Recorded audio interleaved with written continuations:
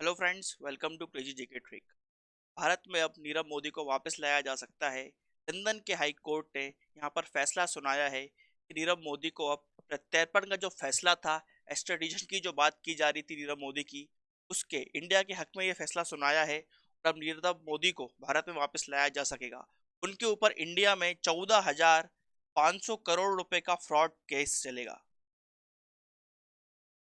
तो फ्रेंड्स, आज हम इस वीडियो में नीरव मोदी के बारे में बात करेंगे। उन्होंने क्या फ्रॉड किया था उसके बारे में बात करेंगे। जो उन पर आरोप लगा है वो भी सिद्ध नहीं हुए हैं, तो क्या आरोप लगे हैं उनके बारे में बात करेंगे। अभी उनके आने वाले समय में उनके पास और क्या रास्ते हैं उसके बारे में भी बात करेंगे। इंडिया कब तक उनको भारत ला पाएगा इसको भी हम समझेंगे। और इंडिया में आने वाले समय में हम ऐसी घटनाएं होने से कैसे रोक सकते हैं, लास्ट में हम इसको भी डिस्कस करेंगे। तो आइए फ्रेंड्स, चालू करते हैं आज का सेशन। सबसे पहले हम देखते हैं नीरव मोदी के बारे में। उनको 2019 में मुंबई की अदालत ने भगोड़ा घोषित किया था। इंडिया में एक एक्ट आया, इकोनॉमिक फ्यूजिटिव ऑफेंडर्स एक्ट। उसके तहत इकोनॉमिक ऑफेंडर्स को यहाँ पर जो वर्ड दिया गया, भगोड़ा घोषित किया जाता है। तो ये दूसरे नंबर के थे नीरव मोदी जिनको ये घोषित किया गया। पहले नंबर पर आते हैं विजय माल्या। पहले इकोनॉमिक ऑफेंडर इंडिया के कौन है? विजय माल्या। दूसरे नंबर पर नीरव मोदी जी को घोषित किया गया। पीएनबी, पंजाब नेशनल बैंक, जो इंडिया की बैंक है, उनके साथ उन्होंने 14,500 करोड़ की धोखाधड़ी का उन पर आरोप है। इसके खिलाफ उनका केस चलना है, इसलिए उनको इंडिया लाया जा रहा है ताकि वो अपना पक्ष भी रख पाए और उन पर ये केस चलाया जा सके। फरवरी 2021 में वेस्टमिंस्टर कोर्ट वेस्टमिंस्टर कोर्ट जो लंदन का ही कोर्ट है, उसने रास्ता साफ कर दिया था कि भारत में ले जाया जा सकता है। मगर उसके बाद उन्होंने अपील करी तो हाई कोर्ट गया मामला, और अब लंदन के हाई कोर्ट ने भी बोल दिया है कि इनको भारत जाना चाहिए और वहाँ पर उनके पर जो भी आरोप लगे हैं उन आरोपों का जवाब देना चाहिए। अब उनके पास क्या रास्ते हैं उनको समझ लेते हैं। पहले सुप्रीम कोर्ट है, उनके पास अब वो जाकर अपील कर सकते हैं। मगर बताया जा रहा है कि 14 दिन का टाइम मिलता है, उतने समय में वो अपील कर सकते हैं। और वहां उनको प्रूफ करना पड़ेगा कि पब्लिक इंटरेस्ट का टॉपिक है, पब्लिक इंटरेस्ट की बात है, तभी उनको मदद मिलेगी, तभी सुप्रीम कोर्ट इस बात को इंटरटेन करेगा और केस आगे बढ़ाएगा। ऐसा बताया जा रहा है एक्सपर्ट्स द्वारा कि काफी मुश्किल है सुप्रीम कोर्ट उनकी अर्जी मानेगा। उसके बाद यहाँ पर European court of human rights, उनसे भी वो मदद ले सकते हैं। European court of human rights, वहां पर मानवीय आधार पर, जैसा कि उन्होंने यहाँ पर क्लेम करा था हाई कोर्ट में, हाई कोर्ट में वो गए थे तो उनका कहना ये था कि मेरी जान को खतरा है, उनको अपनी जीवन का डर था और ये बोल रहे थे कि मैं सुसाइड कर लूंगा। मेंटल हेल्थ का ग्राउंड लेके गए थे। मेंटल हेल्थ उनकी सही नहीं है, वो सुसाइड कर सकते हैं, वकील ने बताया। और उनको वहां पर अपनी जान का डर लग रहा है, इंडिया में उनकी जान जा सकती है, इसलिए उनके अंदर सुसाइडल टेंडेंसीज आ रही हैं, वो सुसाइड कर सकते हैं। इस ग्राउंड को लेकर ही हाई कोर्ट गए थे। फिलहाल हाई कोर्ट ने तो इस जो उनकी दलील है इसको खारिज कर दिया है। और इस दलील के साथ वो सुप्रीम कोर्ट भी जा सकते हैं। उसके बाद European court of human rights में भी जा सकते हैं, ये फ्रांस में है। खैर, यहाँ पर ये दोनों रास्ते ही काफी मुश्किल बताए जा रहे हैं, वहां से उनको मदद मिलेगी। फिलहाल वो कहाँ है? फिलहाल मार्च 2019 से ही वंड्सवर्थ जेल, इस जेल में वो हैं, फिलहाल यहीं रहेंगे। और अगर 14 दिन के अंदर कुछ नहीं होता है तो उसके बाद उनको भारत लाया जाएगा। अब बात करते हैं, उन्होंने ये जो धोखाधड़ी करी थी, 14,500 करोड़ की धोखाधड़ी करी थी, क्या केस था उसको थोड़ा ब्रीफली समझ लेते हैं। बिजनेस करते हैं ये डायमंड्स का इनका बिजनेस है, नीरव मोदी नाम से ही बिजनेस चलता था। तो होता क्या है कि जब कोई कंपनी जब इंडिया से बाहर बिजनेस कर रही होती है तो इंडिया से बाहर उसको फंड की जरूरत है, पैसे की जरूरत है। तो वो पैसा कैसे आएगा? तो पीएनबी बैंक है यहाँ पर, पंजाब नेशनल बैंक। इस बैंक के ऑफिस हर देश के है और दुनिया के हर कोने में है। तो एक टर्म आप सुनते होंगे न्यूज में, letter of undertaking, LOU, letter of undertaking. तो कोई कस्टमर है बैंक का, तो पंजाब नेशनल बैंक क्या करती है, जो ट्रस्टेबल कस्टमर्स होते हैं जिन पर ट्रस्ट करा जा सकता है, भरोसा करा जा सकता है, और उनको बाहर जाकर व्यापार करना है, कुछ चीजें खरीदनी है जिसको वो निर्यात करना चाहते हैं, इंपोर्ट करना चाहते हैं। तो जो पंजाब नेशनल बैंक है, ट्रस्टेबल क्लाइंट को ट्रस्ट के आधार पर और उनकी पास्ट हिस्ट्री को देखकर क्या करती है, उनको लेटर ऑफ अंडरटेकिंग दे देती है, और इसके आधार पर वो जाके बाहर दूसरी बैंकों में, जो विदेश की बैंक हैं, वहां पर इंडिया की जो बैंक है, उनको बोल सकते हैं कि पंजाब नेशनल बैंक की गारंटी है, आप मुझे 100 करोड़ 10 करोड़ जितने का भी लेटर ऑफ अंडरटेकिंग है, उसके आधार पर उनको तुरंत उतना फंड मिल जाता है, क्रेडिट मिल जाता है, ताकि वो वहां पर इंपोर्ट कर सके, अपने बिजनेस को बढ़ा सके। तो करते क्या थे यहाँ पर, ये जो लेटर ऑफ अंडरटेकिंग था ये गलत था, यही फ्रॉड है। पंजाब नेशनल बैंक के लेटर को ये फ्रॉड करते थे, और इसके आधार पर उन्होंने करोड़ों के लेटर ऑफ अंडरटेकिंग जाली बनाए, और जाली लेटर ऑफ अंडरटेकिंग से दूसरी बैंकों से उन्होंने पैसे ले लिए और उससे अपना बिजनेस करा। तो ये है बेसिकली ब्रीफ में, अगर हम कम शब्दों में और आसान भाषा में समझना चाहें मुद्दे को, तो ये है, अंदर टेक्निकलिटीज बहुत है, उसके अंदर हम नहीं जाएंगे। तो इस तरह से उन्होंने लगभग 7 साल के अंदर 14,500 करोड़, इस रकम को आप समझिए, 1 करोड़, 1 करोड़ 1 CR, इसको जब आप कॉपी में 14,500 बार लिखेंगे, 14,500 बार लिखेंगे, आपके हाथ थक जाएंगे, आपको जब 100 बार लिखने में ही, तब जाके इतनी बड़ी रकम इकट्ठा होती है।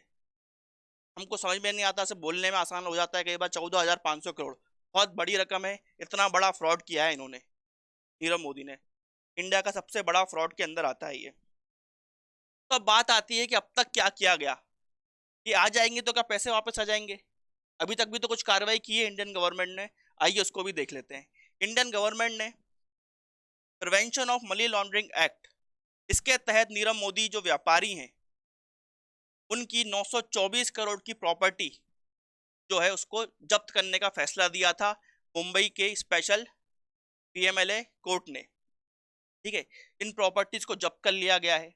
उसके अलावा ईडी ने, एनफोर्समेंट डायरेक्टरेट, 500 करोड़ की 39 प्रॉपर्टीज, इनको भी जब्त कर लिया गया है। वहीं पंजाब नेशनल बैंक और दूसरी बैंकों भी, जहां पर इनको वसूली करनी है, उन बैंकों को भी इनकी जो कंपनी है उसकी 9 प्रॉपर्टीज जब्त करने का फैसला सुनाया गया, जिनकी कीमत लगभग 424 करोड़ आती है, जिनकी कीमत करीबन 424 करोड़ आती है। अब वो इंडिया में आते हैं तो उसके बाद और खुलासे होंगे और पता चलेगा। अभी भी जो लोग इन्वॉल्व हैं इंडिया में, कुछ लोग पकड़ा चुके थे। मेहुल चौक से जो इनके अंकल हैं, वो भी कुछ समय पहले इंडिया आने वाले थे, मगर डोमिनिकन जो कंट्री है उन्होंने उनको रिलीफ दे दी थी, बीच में वो गायब भी हो गए, तो वो केस अलग चलता है, मगर वो भी इनके साथ जुड़े हुए हैं PNB फ्रॉड में। और भी बहुत लोग इन्वॉल्व हैं, PNB के कुछ लोग इन्वॉल्व थे, उनको भी अरेस्ट भी किया गया था गवर्नमेंट द्वारा। तो इतना देखा जाए तो मोटा मोटा कुछ वसूली भी हुई है, मगर 14,500 करोड़ की वसूली करना बहुत ही डिफिकल्ट टास्क रहने वाला है। फ्रेंड्स, तो बात आती है कि इतना फ्रॉड हो जाता है, और भी लोग फ्रॉड कर चुके हैं, विजय माल्या का हम नाम सुनते हैं, इसके अलावा भी बहुत फ्रॉड होते हैं इंडिया में। तो आखिरकार हमारी एजेंसीज, गवर्नमेंट ने क्या एक्शन लिया है अभी तक, इसके बारे में बात कर लेते हैं। रिसेंटली एक डाटा आया था जिसने बताया कि एनफोर्समेंट डायरेक्टरेट के पास पावर है कि prevention of money laundering act, इसके तहत वो कार्रवाई कर सकते हैं, मनी लॉन्ड्रिंग ना हो। इसके अलावा जो इकोनॉमिक फ्यूजिटिव ऑफेंडर एक्ट है, इसके अंतर्गत भी वो कार्रवाई कौन करता है? ईडी ही करता है, एनफोर्समेंट डायरेक्टरेट ही करता है। Foreign exchange management act, FEMA, इसके अंतर्गत भी कार्रवाई ईडी ही करता है। तो बेसिकली ईडी की काफी बड़ा रोल है ऐसी जब फाइनेंशियल फ्रॉड होता है कंट्री में।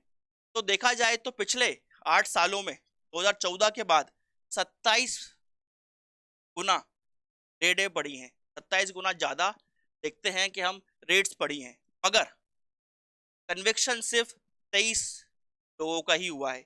लगभग कुछ 3,000 से ज्यादा केसेस हुए, उनमें से बस 3,000 से ज्यादा केसेस हुए हैं, और 23 केसेस में ही सजा तक पहुंच पाए, और 3,500 से ज्यादा केसेस में देखा जाए तो वो। तो इसमें एक तो रेट बहुत कम है, रेट जो बड़ी हैं, यहाँ पर ये एलिगेशन लगाया जाता है कि जो रेट्स पड़ रही हैं पॉलिटिकल ओपोनेंट्स पे पड़ रही हैं, राजनीतिक कारणों की वजह से पड़ रही हैं, जो रियल फाइनेंशियल फ्रॉड जहां हो रहा है वहां पर रेट नहीं पड़ रही है, एक एलिगेशन है, आरोप लगाया गया है। खैर जो भी हो, मगर एनफोर्समेंट डायरेक्टरेट जो है उसको यहाँ पर अपना रोल प्ले करना करना पड़ेगा। और ये जो एक्ट्स हैं, ये एक्ट्स बनाए गए हैं ताकि इंडिया में फाइनेंशियल फ्रॉड ना हो पाए। तो आइए थोड़ा और समझते हैं कि कैसे हम इसको रोक सकते हैं। ईडी का तो अपना महत्व है ही। ईडी के साथ साथ जो भी संस्थाएं, जैसे आरबीआई हो गई, ठीक है, और भी कॉर्पोरेट गवर्नेंस के लिए जो संस्थाएं बनाई गई हैं हिंदुस्तान में, उनके अंदर ऑटोनॉमी, स्वतंत्रता होनी चाहिए। वो स्वतंत्रता से वो काम कर पाए, इंडिपेंडेंटली काम कर पाए, और समय रहते वो डिसीजन भी ले पाए, ताकि फ्रॉड होने से हम रोक सकें। तो यहाँ पर ये जरूरी है कि जो बोला जाता है कि इंडिया में पोस्ट पोस्ट डिजास्टर अप्रोच है, पोस्ट डिजास्टर अप्रोच। तो पोस्ट डिजास्टर अप्रोच नहीं अपनानी चाहिए हमको। यहाँ पर डिजास्टर होने से पहले हमको एक्शन लेना पड़ेगा। डिजास्टर होने से पहले हमको एक्शन लेना पड़ेगा। तो पोस्ट डिजास्टर अप्रोच नहीं होनी चाहिए। यहाँ पर पहले से ही पता होना चाहिए कि कहाँ कहाँ पर लूप होल्स हैं, उन लूप होल्स को पहले से ही आप जज करें ताकि कोई उनका फायदा ना उठा पाए। जो भी हमारा इम्प्लीमेंटेशन है उसको सही तरीके से इम्प्लीमेंट करना पड़ेगा। यहाँ पर जो गवर्नेंस होती है उसमें सबसे बड़ी दिक्कत आती है इम्प्लीमेंटेशन की। अगर हम कानूनों को लागू ही नहीं करेंगे सही तरीके से, उनको सही रूप से लागू नहीं करेंगे, तो ये चीज़ें रिपीट होती है। यहाँ पर जरूरी है जो भी पॉलिसी और गवर्नेंस हम लेके आए हैं उसका इम्प्लीमेंटेशन सही समय पर हो पाए और सही तरीके से हो पाए। मुद्दों का राजनीतिकरण नहीं होना चाहिए। जैसे कि एलिगेशन लग रहे हैं ईडी पे, ईडी के साथ साथ सीबीआई पे भी लगते हैं एलिगेशंस, इनकम टैक्स पे भी लगते हैं कि राजनीतिक फायदा उनका उठाया जा रहा है। अगर ऐसा हो रहा है तो ऐसा होना नहीं चाहिए, और इन संस्थाओं को ऑटोनॉमी के तहत काम करना चाहिए ताकि ये सशक्त रहें, और जो रियल कल्प्रिट्स हैं, जिन लोगों ने सही में कुछ फाइनेंशियल फ्रॉड किया है, उनको पकड़ा जा सके और उनको सजा हो सके। निष्पक्ष और पारदर्शी, अनबायस्ड और ट्रांसपेरेंट कॉर्पोरेट कानून, कॉर्पोरेट गवर्नेंस, कॉर्पोरेट लॉ होना चाहिए। कंपनियों को गवर्न जो कंपनियां हैं उनको गवर्न करने के लिए कॉर्पोरेट कानून बनाया जाता है, तो वो कैसा होना चाहिए? अनबायस्ड होना चाहिए, किसी एक पक्ष को, किसी एक कंपनी को फेवर ना करता हो, और ट्रांसपेरेंट, पारदर्शी होना चाहिए। तब जाके इंडिया की जो कंपनीज हैं वो अच्छे से ग्रो कर पाएंगी, और कंपनियों के बीच भी एक सौहार्द बना रहेगा कि यहाँ पर जो चीज़ें हैं मेरिट के बेसिस पर चलती हैं, किसी को कोई गलत एडवांटेज नहीं लेने दिया जाएगा। इन केसेस में हुआ ये फ्रॉड करके आसानी से इंडिया से बाहर चले गए। अगर हम पोस्ट डिजास्टर अप्रोच नहीं अपनाते तो ऐसा नहीं होता। इसलिए प्री डिजास्टर अप्रोच की तरफ आना पड़ेगा। पहले से अंदेशा होना चाहिए कि क्या गलत हो सकता है, उसकी तरफ हमारी अप्रोच होनी चाहिए। गुनाह होने के बाद की जो अप्रोच है वो नहीं होनी चाहिए। तो ये कुछ बेसिक पॉइंट्स हैं जिनको हमको याद रखना चाहिए, आपको आंसर लिखने में काफ़ी हेल्प करेंगे तो बच्चे यहाँ पर पीएससी और यूपीएससी की तैयारी कर रहे हैं।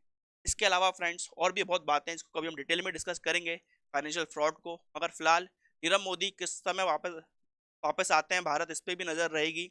और अगर इंडिया ऐसा कर पाता है तो विजय माल्या को आने का रास्ता भी शायद साफ हो जाए, और भी जो दूसरे फुजिटिव है, फाइनेंशियल फ्रॉड है, उनके अंदर भी एक डर आएगा कि इंडिया काफ़ी एक्टिव हो गया है, लंबे समय से केसेस चल रहे हैं मगर वो इंडिया नहीं आ पाए हैं। तो यहाँ पर देखना होगा किस तरह से इंडिया आगे अपने कदम उठाता है और इंडिया में वापस ला पाता है इन फ्रॉड को, तो केसेस चल रहे हैं उन लोगों को, और साबित करता है उन पर फाइनेंशियल फ्रॉड।